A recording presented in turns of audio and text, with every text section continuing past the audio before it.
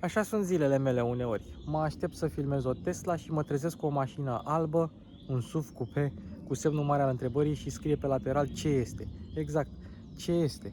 Păi, vă spun eu ce este. Intrați pe suvcars.ro, aceștia sunt oamenii care importă modele chinezești. Dongfeng, Fav, Bike și așa mai departe. Și da, avem la noi în țară așa ceva. În sfârșit au venit mașinile chinezești importate oficial. O să vă povestesc despre Dongfeng Fengon F5, așa se numește mașina, despre numele ei diferite, despre ce poate să facă și despre prețul ei mai mult decât rezonabil. Like, share, subscribe, Mașini cu Luci Popa începe. Ia zi, vericule, ce-i facem? Vreau ca bijuteria mea să ajungă pe Mașini cu Luci Popa. Adu-o la servis să o facem să pară mașină de om realizat. Gata, frățic. Este un motor Puternic rău de tot. destul de... Power VR1 9 TDI, urci cu el pe munte de n-ai treabă. Hai să începem întâi cu numele. Există compania mamă Dongfeng Motor Company Limited. Știți voi, compania care face Dacia Spring. Ei bine, aceea are un subbrand numit Dongfeng Socon sau DFSK și mașina se numește oficial DFSK Fengon F5 în România, dar pe alte piețe se numește Fengon Glory, din acest motiv scrie Glory pe spatele mașinii. Pe alte piețe, cum ar fi cea chineză, se numește Fengon iX5 și pe alte piețe se numește Fengon, nu, de fapt DFSK F5 Classic, pentru că așa sunt chinezii, le place să se complice. N-avem ce să facem. Deci, la noi se numește Fengon F5. Și de ce se numește DSFK F5 pe alte piețe? Pentru că se ia prima literă și ultima cifră al numelui. Deci Fengon iX5, F și 5. Prima literă și ultima cifră. Și avem așa, 220T. 220 este valoarea cuplului în Nm, 220 Nm și T de la faptul că mașina este turbo. Ce trebuie să știți? Mașina este disponibilă în România, o singură variantă de echipare, o singură versiune de motorizare, o singură cutie. 1.5 turbo benzină, 137 de cai putere, full option, tot ce vrei pe ea, 29.675 de euro cu TVA inclus. Ca dimensiuni este un pic mai mare decât un BMW X4 și se poate comanda în România, se poate aduce, există termen de livrare, există garanție și există rețea de service în nordul țării, în Moldova, dar dacă dacă așteptați puțin, rețeaua de service și de dealer se va extinde în toată țara. Deci în curând o să le vedem în toată țara. Și ca să ne facem o idee despre ce este mașina, e un SUV cupe de 4,7 m, deci e mare, 1,86 m lățime, 1,64,5 m înălțime, adică e la fel de înaltă precum eu. Ampatamentul e aproape 2,8 m, deci măricel și el, și greutatea la gol 1664 de kg. Garda la sol 200 mm, adică 20 de cm, și se vede că mașina e ridicată, e destul de țeapănă.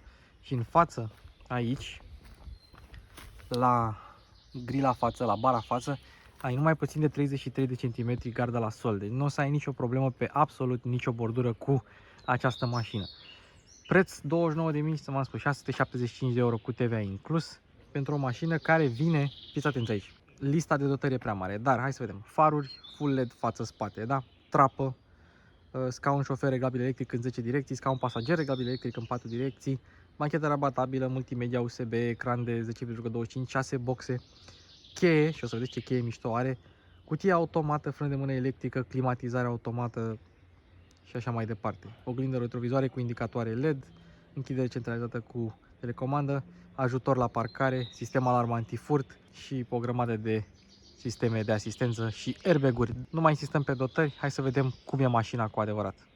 Luați aminte de sigla asta pentru că este sigla Dongfeng și o să o vedem din ce în ce mai des în România. Știu că poate mai sunt oameni care sunt sceptici la mașinile chinezești, dar nicio problemă, ne mănâncă chinezii cum ne-am mâncat și coreenii și japonezii, e ok. Nu există doar Volkswagen pe lumea asta. Și acum, deci asta este sigla, asta e capota care este decupată, similar cu ceea ce face Skoda sau Renault, mai nou. Grila este absolut imensă și farurile se îmbină. Și mai jos avem aici și radiatorul, destul de ridicat și el pentru că mașina are o gardă la sol, am spus, destul de măricică. Cum vi se pare că arată din față? Spuneți-mi în comentarii. Astea sunt farurile. Fază scurtă, fază lungă, lumini de zi, semnalizări cu LED și semnalizări dinamice. Și mai avem aici și proiectoare de ceață cu LED. Apropo, dacă vi se pare că mașina asta seamănă cu X, cu Y, o să vă arăt eu niște detalii ale mașinii destul de interesante care seamănă cu detalii de la alte mașini. Luați în considerare faptul că mașina asta a apărut în 2018, atunci când multe dintre mașinile despre care vom discuta nici măcar nu apăruseră. Și cam așa arată și de la spate. Deci este un SUV coupe, are plafonul plonjat, luneta înclinată, semnalizările sunt și ele dinamice pe spate, avem banda LED care unește stopurile, adică tot ce înseamnă modern. Avem lumini de marșarier, cred că pe ambele părți, camere de marșarier avem evident, dar ia fiți atenți aici, apropo, luminile de ceață sunt jos, le vedeți. Și când deschidem portbagajul, se mai aprinde un set de semnalizări acolo în stânga și în dreapta jos, pentru că nu mai ai cum, efectiv nu mai ai cum să, și da, portbagajul electric, și nu mai ai cum să vezi semnalizările. Ce am zis că vă arăt? Bun, din unghiul ăsta, mașina arată ca un Audi Q5 Sportback cu portbagajul deschis, doar că la vremea apariției acestei mașini nu exista Audi Q5 Sportback. Și, ok, seamănă și cu un Q5 normal, doar că seamănă mai mult cu Q5 Sportback. O să ajungem și la portbagaj imediat. Îl închidem și observăm că se închide destul de încet și abia după ce s-a încuiat portbagajul se aprind din nou stopurile și semnalizările. Tot jos aici avem un pseudodifuzor, adică un difuzor destul de fals, cu rol estetic și evacuări reale cu terminații false. Însă, ia fiți atent aici. Metal. La branduri premium europene, astea sunt din plastic. Nu la toate, dar sunt. Mașina are și keyless, evident. Așa se desface. Așa se închide. Și dacă toți suntem aici, sunt curios dacă se vede și lumina. Ia uite, lumina ce proiectează pe asfalt, doar că afară fiind lumină nu se vede prea tare, dar s-a văzut atunci când s-a deschis. Hai să încuiem, pentru că vreau să vă arăt o chestie. Vreau să vă arăt cheia, care este super haioasă, pentru că, deși am spus că, sau n-am spus încă, spatele arată precum cel al unui Porsche Cayenne Coupe, deși Porsche Cayenne Coupe nu exista când a apărut mașina asta. Ia fiți atenți aici. Ta-ra-ra-ra. Și uite și cheia. Ia uite. Cheia seamănă, e leită cu cea de la Porsche. Și uite, emblema Dongfeng și Fengong. Și, evident, portbagaj acționabil electric. Ia. Ținem apăsat.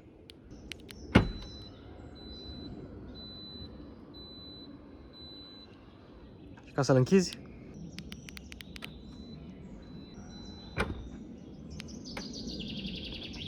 Porsche. Pe mașină poți să pui 4 culori, dar poți să pui un singur model de jante, adică astea, de 18, care arată bine, cu anvelope 2, 3, 5, 50, 18, de la Haida! Haida! Așa se numesc anvelopele. Ei bine, și mașina mai vine și cu suspensie independentă pe spate. Deci, Renault Arcana nu poate să pună suspensie independentă pe spate. Văd că cei de la Dongfeng pot să facă asta în 29.675 de euro. Și pe față, evident, avem McPherson, nu e nimic nou. Dacă deschidem ușile, observăm că ele acoperă pragurile să nu te murdărești. Deci este un SUV adevărat, în ciuda faptului că are doar tracțiune pe puntea față.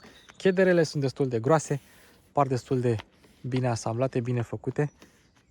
Nu am ce să le reproșez și hai să vedem cum se închide ușa. Așa, testul de sunet. Se simte destul de tank făcută. Ia, avem praguri.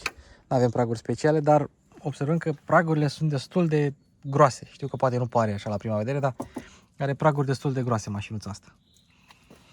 Deci pe prietenii mei. Hai, dacă tot suntem aici, să analizăm un pic și materialele. Material moale, moale și aici, ceva ce imită fibra de carbon. Aici avem material moale, cusături frumos, moale. Aici evident este tare și evident jos aici destul de tare. Dar, na, buzunarele sunt mari, nu sunt capitonate și avem și grila difuzoarelor care este din plastic.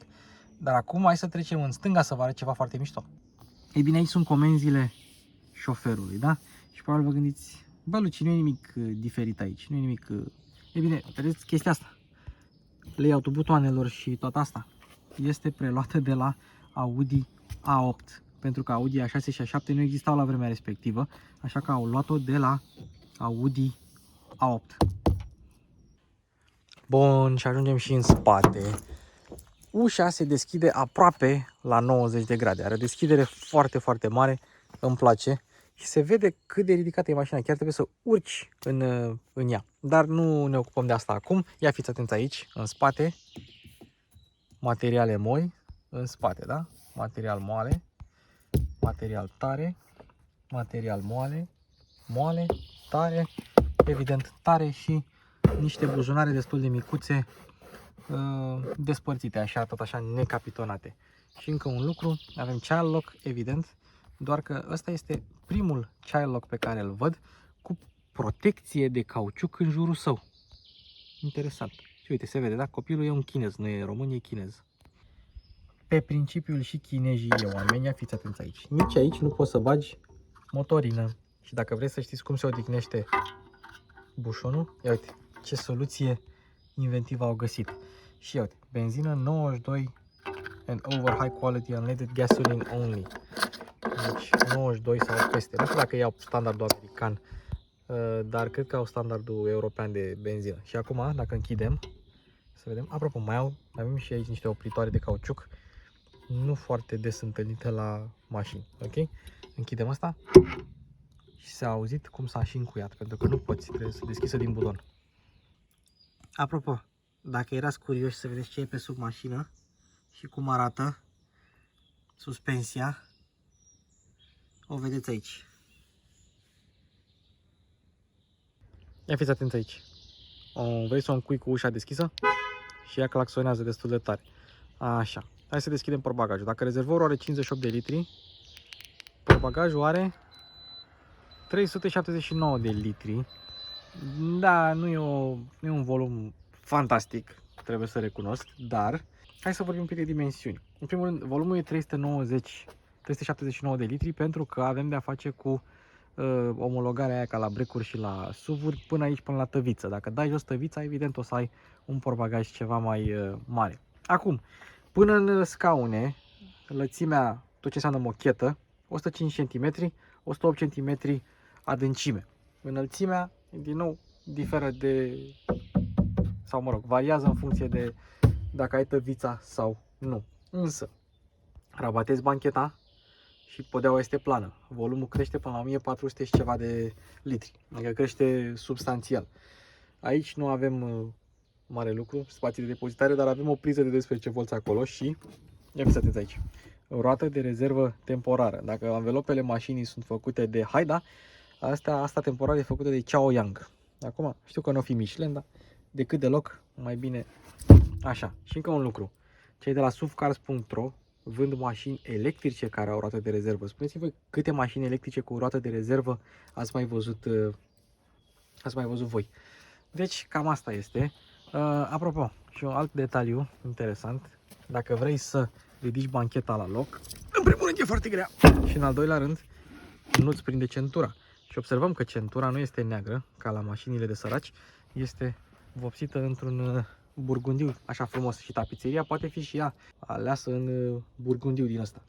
Și un alt detaliu interesant, de fapt ultimele două detalii interesante la portbagaj. Unu, meseria de șasiu.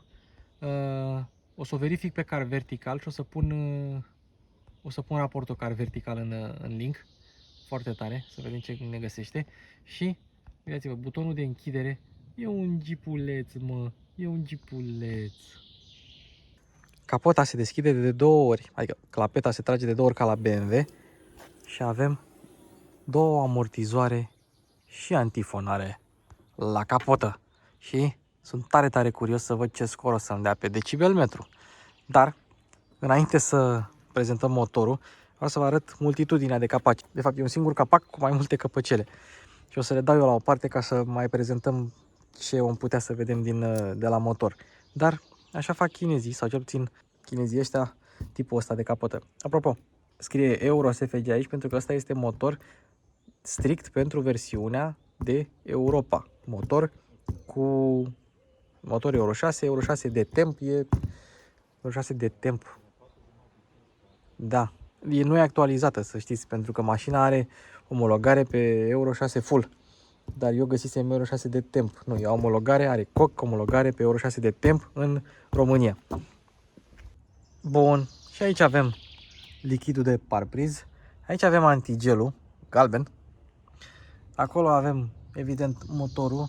Probabil ca să se umble pe la bobine, pe la bujii, mai ușor, habar n-am. Sistemul de injecție Bosch Motronic electric, făcut în China.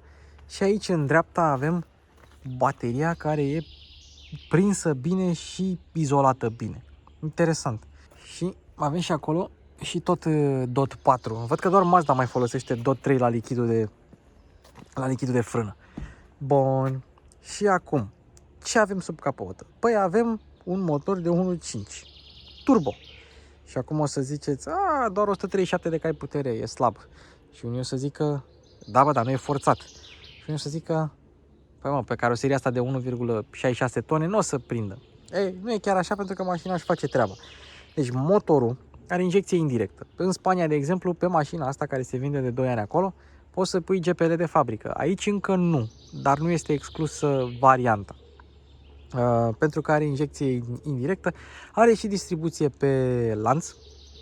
Este pe curea, nu e pe lanț, este pe curea, trebuie schimbată la un moment dat. Serviciul este asigurat de cei de la SUV Cars. Mai multe informații vă pot da ei. O să-și extindă rețeaua de dealer și de service în toată țara. Și motorul este făcut de niște băieți care se numesc Farda Corporation, care sunt niște iranieni care au niște legături cu Mitsubishi. Deci motorul ăsta are niște legături cu Mitsubishi. Tracțiunea este pe puntea față și cutia de viteze este CVT. Și este CVT făcută de cei de la Punch Powertrain. Și dacă Punch Powertrain nu vă spune nimic, e bine, e o subdiviziune a celor de la ZF. Asta este o cutie CVT făcută de ZF, care merge destul de bine. O singură cifră de 0-100 am găsit pentru mașina asta. Mi s-a părut cam optimist, 8,4 până la 100, dar o să o testez și eu. O să facem un 0-100 cu ea. Și viteza maximă este 180 de km/h, pentru că CVT-urile îți dau niște viteze mai mici. Așa că acestea sunt performanțele. Mașina a venit tocmai de la Iași ca să fie prezentată de către noi și a venit cu un consum plus ceva București interior 7,8. Eu zic că e decent pentru o mașină atât de mare. Și dacă vreți să mai vedeți un element de design foarte mișto, cum se prelungește sau cum este tăiată aripa. Are unghiuri, este angular așa, vezi? Nu este rotundă ca la alte mașini, se prelungește așa în spate pe la mânere, foarte mișto. Deci cam asta ar fi mecanica, nu e una complicată și bine ar fi să nu fie complicată, pentru că serviciul ar fi destul de simplu de realizat la el. Apropo, și piesele vin ieftine, pentru că hub-ul de piese, bine că mi-am adus aminte chestia asta, e informație foarte mișto, hub-ul de piese este în Germania. Toyota are hub-ul de piese în Austria, deci piesele vin din Germania și ele vin la fel de repede cum îți vin la Toyota, la Kia, la Hyundai și așa mai departe. Hai să continuăm cu scaunele. Scaunele sunt neașteptat de bune, destul de confortabile, cu o susținere laterală absolut incredibilă pentru un SUV din această clasă. Într-un fel se potrivesc persoanelor ca mine, care sunt slăbuțe așa.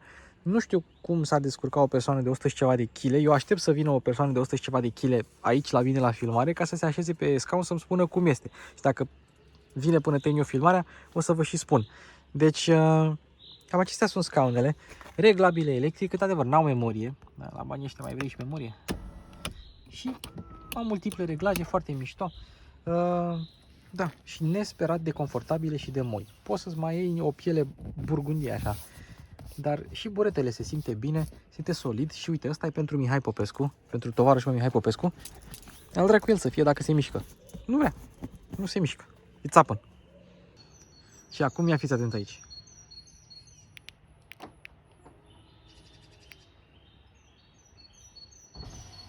Hai, nu mă nebuni. Acum știu că o să ziceți, Passatul meu din 95 are chestia asta. Da, bă, dar Passatul vostru din 95 nu e făcut în China. E incredibil. Și geamurile coboară de tot. Fantastic. Și dacă o încui, aceeași chestie. Două cuvinte pe care nu credeam că o să le spun luna asta. Bravo, Dongfeng. Bun. Iată bordul. Și dacă ăsta nu seamănă a bord de Audi, atunci nu știu cu ce seamănă. Spuneți-mi voi, poate greșesc eu. Dar de aici și până acolo, avea puțin și scria 4 acolo în loc de Fengon. Nu contează pentru că e destul de drăguțel. Nu avem butoanele de lumini cum avem la Audi, avem butoanele de portbagaj, rezervor, SP off,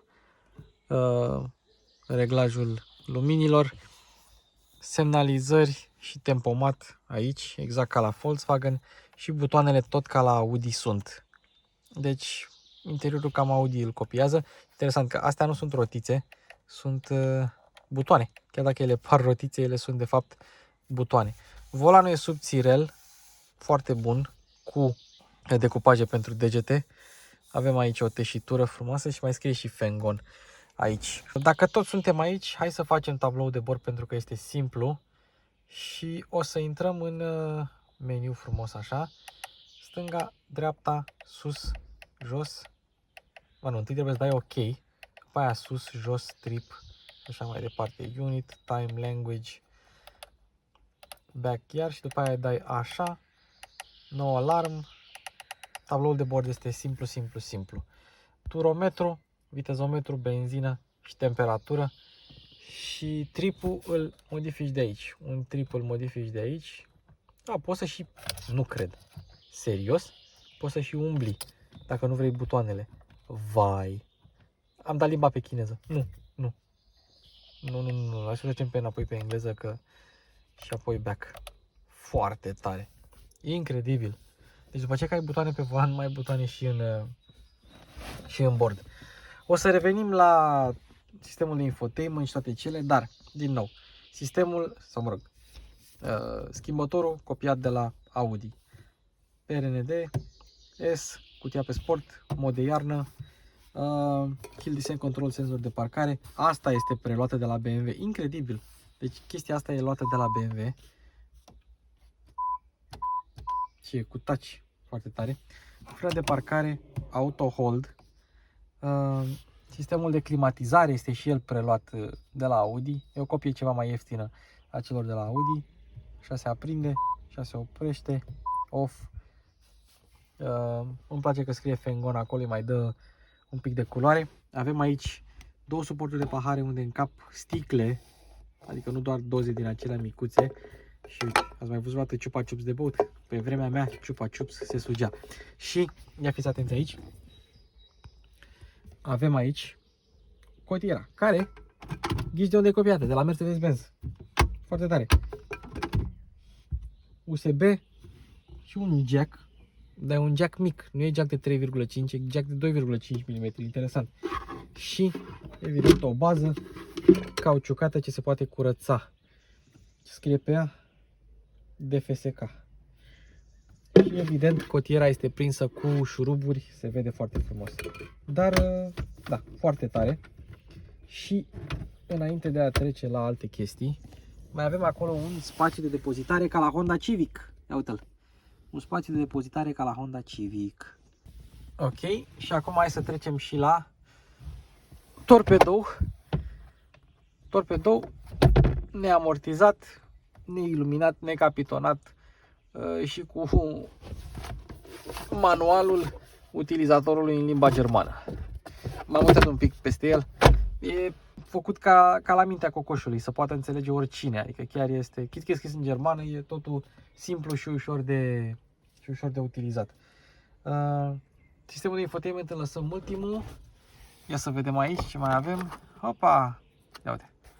Lumină, tot nu știu ce. Cea mai proastă bucată de plastic din tot interiorul e asta. Asta este cea mai slabă bucată de plastic din tot interiorul. E bine înțepenită, dar că pare așa plastic mai ieftin. În rest, toate destul de bun. Capitonat frumos aici, capitonajul pe bagajul e frumos. Da, și scaunele, după cum am spus, neașteptat de confortabile și neașteptat neașteptat de decente, foarte, foarte ok, se vede. Centuri de siguranță reglabile pe înălțime și cumva spuma din scaune se simte bună, parcă are un pic de memorie în ea. Iar acum, hai să trecem la sistemul de infotainment, că asta ne interesează. Hai cu ce să începem? Cu My Car și avem atât. Așa, SP Assistant Standard, Sports, Comfortable și Standard. Interesant. Da, se vede că e Sports, e chinezărie din aia, e traducere chinezească. Așa, Remote Control Key Skylight, adică când închizi mașina cu geamurile se închidă și trapa, foarte mișto. Să dăm înapoi. Ce mai găsim pe aici? My Car, atât. Și Automatic Folding of the Rear Mirror. Bun. Ia să vedem. Setup. EQ and Balance pentru 6 boxe. Theme, Volume, Time. Dacă theme nu e Display. Brightness Level. Brightness Auto. General. Language. Off-screen. Și așa mai departe. Interesant că meniul este în limba engleză pentru că, ia fiți aici, mă rog, Bluetooth, Easy Connect, e o aplicație Easy Connect cu care se face mirroring. Îți trebuie pentru iPhone, îți trebuie Wi-Fi și pentru Android îți trebuie USB. Și uitați-vă, are butonul de home de la iPhone și butonul de home de la Samsung. Foarte mișto făcut. Atenția la detalii. Navigația. Și asta e foarte mișto pentru că navigația este în limba română. În limba română. Și ca să vedeți că, ca să ieși din navigație, se vede colaborarea Dongfeng cu PSA, pentru că ia fiți atenți aici. Țineai 3 degete. Așa. Țineai 3 degete și ai și Clear All. Ai și un fel de RAM, să închizi aplicațiile din RAM. Sistemele de asistență, ia fiți atenți aici. DVR-ul. Nu avem card, avem, fiți atenți, cameră de înregistrare din fabrică. Avem dashcam de fabrică, nu-ți mai trebuie dashcam la mașina asta. Îi bagi cardul în ea, înregistrezi cu sunet, fără sunet, enter, replay, settings și așa mai departe. Emergency dacă faci accident, foarte tare. Rezoluție, reciclare, G-sensor, foarte șmecher. Foarte tare. Bravo. Media, aer condiționat. Ăsta e meniul de climatizare pe care l-ați văzut acolo. Îl puteți vedea și aici. Climatizare, ventilație și toate cele. Și tot bordul e îndreptat către șofer, exact ca la Audi. Mai e ceva de zis? Nu mai e nimic de zis. Ăsta e sistemul de infotainment cu mirroring prin aplicația Easy Connect și navigație în limba română, doar că nu avem România, avem harta doar a Europei. Dar interesant este că are limba română totuși. Ok, hai să mergem în spate acum. Și dacă nu ne bat chinezii la materiale, dacă nu ne bat la motoare, dacă nu ne bat la portbagaje, bă, ne bat la spațiu în spate de ne usucă. Deci ăsta e spațiu cu scaunul dat la maximum în spate și mașina asta are doar 4,7 m. Incredibil. Ăsta este spațiul la cap. Este absolut imens. Absolut imens. Bancheta confortabilă.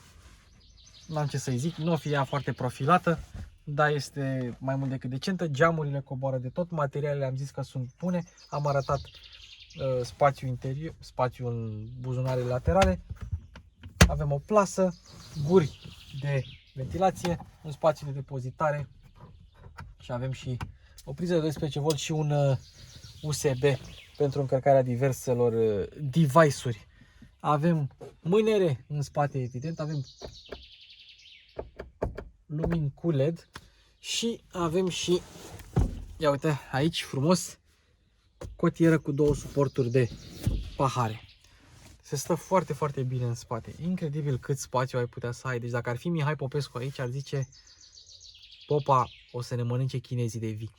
Și apropo de chinezi, am zis că vă arăt și trapa. Cel mai frumos, trapa se vede din spate, pentru că așa pot să vă arăt cel mai bine. La modul cum filmez eu acum, trapa se vede cel mai bine așa. Și un detaliu foarte interesant la trapă, dacă vrei să o închizi, hai să zicem că vrei să o închizi, da? Ia, așa se închide. Evident, eu am apăsat pe ambele butoane. dar voiam să vă arăt altceva. Ia, hai să o deschidem. Deschidem așa. Hai, dacă tot suntem aici, hai să vă arăt cum funcționează.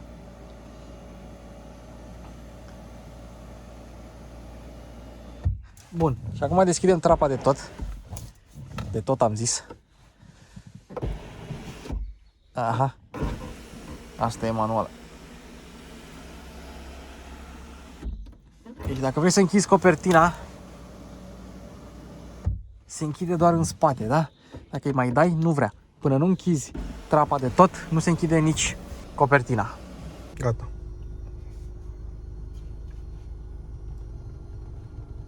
Așa. Opa, așa. Uite dăciuța. Bun. Ia să vedem volanul, cât de bine se ajustează. Destul de ușor. Apropo, când pornești mașina, de fiecare dată, când apeși pe buton, pornește cu volumul la 15. Deci dacă tu vrei la volumul la 5, tu ea pornește cu volumul la 15. Poate e o setare să o dezactiveze. Ok, vede senzorul de parcare în față. Hai să arătăm și camera, că ce uit eu tot timpul. Camera. Rezoluție decentă. Uite și un Model 3 acolo. O mașină electrică, făcută de unii americani. Și la Best Electric Car România, Tesla Model Y a ieșit pe ultimul loc. A fost bătut de toate mașinile electrice din concurs. Dacă era și Dacia Spring, o bătea și Dacia Spring. Bun, hai să vorbim. Impuls la toate cele 4 geamuri. Da? Not bad. Acum mi-am dat seama că butoanele nu sunt neapărat de Audi cât sunt de Porsche. Au layout-ul de Porsche, dar butoanele de Audi. Cam așa.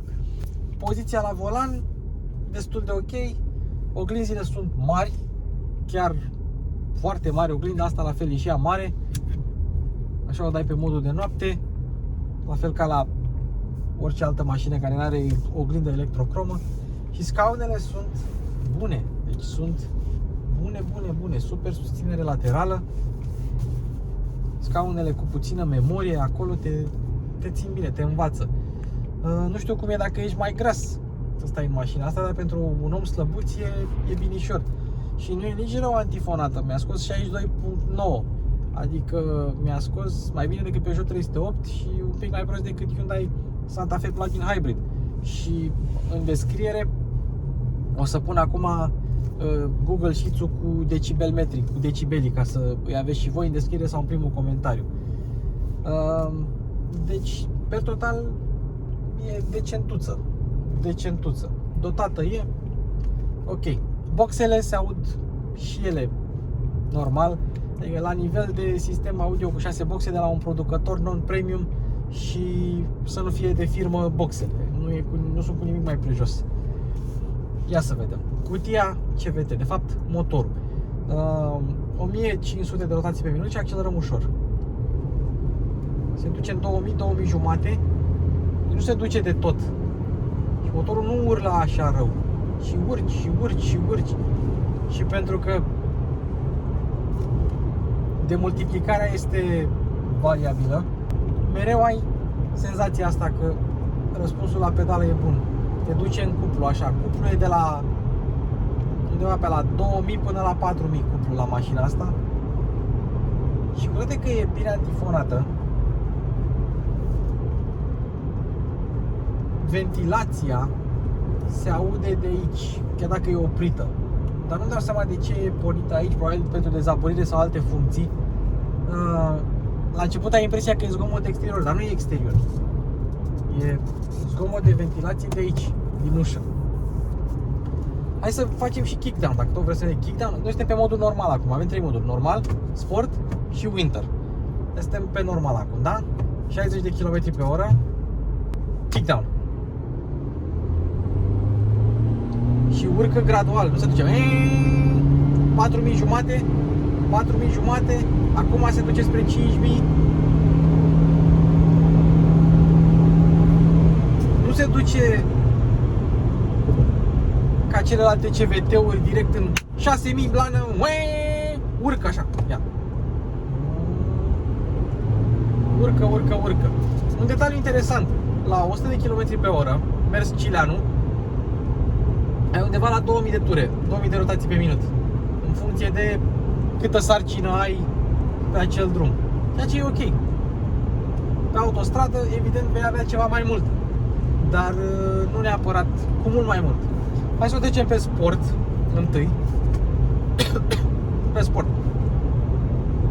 Pe sport, la 100 ai 2500, ceea ce înseamnă că și răspunsul va fi ceva mai bun. Kickdown se duce tot așa în 5000. E un pic mai natural decât la o cutie CVT normală, chiar e mai natural. Hai să vedem. Direcția e ușoară. Pe sport acum. O ține în 3000, 3500. Răspunsul la pedală e ok. Și nu e foarte zgomotos, adică nu urlă din toate încheieturile, cum se întâmplă la alte CVT-uri. Să vedem. Pe sport 2000 și răspunsul pe sport bunicel. Nu pot spune că este fenomenal, dar pentru o astfel de mașină cu CVT și la puterea asta, că nu trebuie să uităm puterea, 137 de cai putere, 220 Nm. Ce am observat? Are un pic de ruliu, nu are foarte mult ruliu. Mașina nu are neapărat inclinații dinamice. Culmea, pentru cât apatamentul are un diametru de bracaj de 10,4 metri, care e foarte bun. Dar, așa când mergi cu ea, trebuie să virezi mult ca puntea față să se ducă unde ai avea tu treaba. Nu mă refer să mergi liniștit, că dacă mergi liniștit, mașina urmează trasa fără probleme. Mă refer atunci când vrei să te distrezi cu ea, așa, să mergi cu aplomb, să zicem. Ne apropiem de un viraj, testăm și frânele, rămânem pe sport.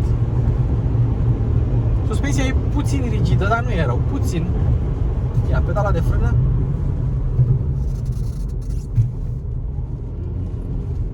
Un pic moale, dar ai ceva feedback în pedală, cam cât ar trebui să frânezi. Nu e rău. Ia să vedem.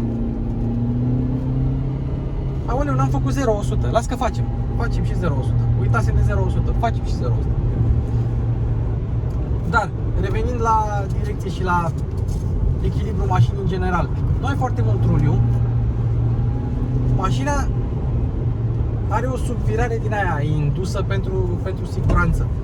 E interesant așa. Dar cu toate astea nu se simte nesigură. E ciudat. N-am mai întâlnit genul ăsta de subvirare indusă. Subvirează intenționat și în același timp te ține pe trasă așa. Probabil e de la anvelope, mai mult ca sigur, nu neapărat de la mașină în sine.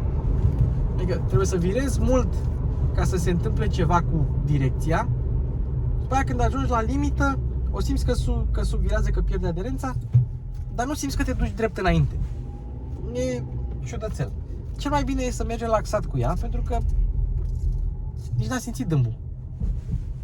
Aici s-a simțit, se simt pe denivelările scurte, se simt niște zgomote. Da, e o mașină normală până la urmă. Piciorul pe frână, hai să vedem.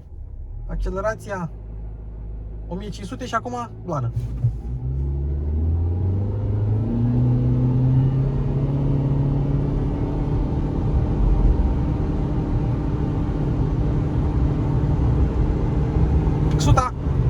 Câte secunde au fost, îmi spuneți voi în comentarii. Ia să vedem. Da, e ok. E o mașină ca oricare alta. Volanul, subțire, puțin cam măricel dacă e să mă întrebați pe mine, dar e subțire cu decupaje, e ok. Vedem? Da, e decentă. Dongfeng nu face mașini de ieri de azi, care parteneriate cu mulți producători consacrați. Așa că nu vă mirați dacă aceste mașini ajung să fie apreciate. Cu ce aș compara eu mașina asta?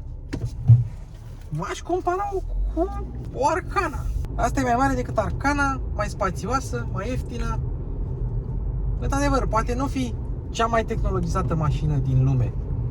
Bă, dar la 30.000 de euro cu ce dotări vine, bă, nu e rea. nu e rea. Service, garanție și tot ce mai vreți. Și dacă vreți să mai testez mașini chinezești, să-mi spuneți în comentarii. Uite, dâmbul la 30 la oră.